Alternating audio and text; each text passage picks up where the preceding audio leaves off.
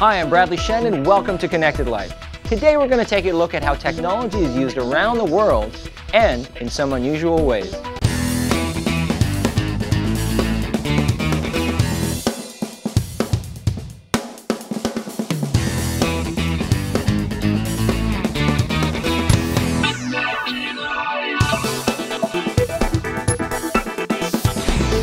When we work on the show in the writer's room, we really look at it as an allegory for where we're going. And I want to say actually not a direct allegory, because that sounds like we're doing one-for-one comparisons, and it's not so much that, but it's taking the world that we're in and trying to explore it from the point of view one step removed in a science fiction format, so that you sort of pull the hot button topics out of it. We've done shows about religions having conflicts. We've done a show where a politician has cheated to try to win an election. We've done shows about abortion. We've done shows where suicide bombers are actually on our side. Again, these aren't to sort of do political polemics, but the idea is to try to explore in a different way the politics of the world we live in through this one step removed, this science fiction. So I don't want to say there's any one-to-one correlation between what we do on the show, but it's certainly informed by the world we're in. On December 4th, 1996, the EV1 from GM became the first electric car to be mass-produced. Only available under a lease program, its eventual recall became the subject of the 2006 documentary, Who Killed the Electric Car? Jatropha! Well, what is it? It's a wonder weed. No, it's not BC Bud. It's actually a fast-growing and poisonous weed that's used as a remedy for constipation and may someday power your car. This plant is truly amazing. It's resilient to pests and drought and produces seeds with 40% oil content. When the seeds are crushed, the result can be burned in a diesel car, and the residue can be processed into biomass.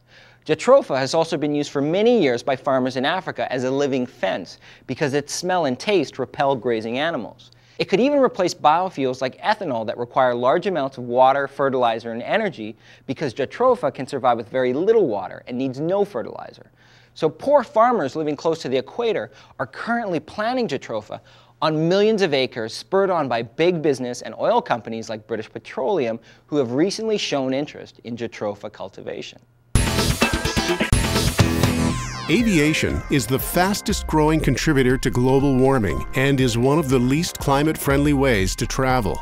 Carbon dioxide emitted by air travel has doubled since 1990, and global passenger numbers are expected to triple by 2050. Short-haul flights are the biggest problem, so avoid them when you can. They end up costing a lot more than we think.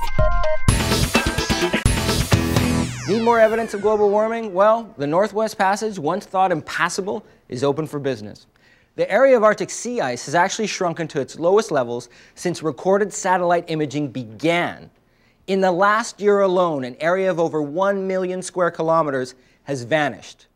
Although scientists are deeply concerned, it's taken no time for corporations and governments to quickly scramble to gain access to the area's vast natural resources. We have to be aware of the fact that our actions affect not only ourselves, but the people around us and our environment.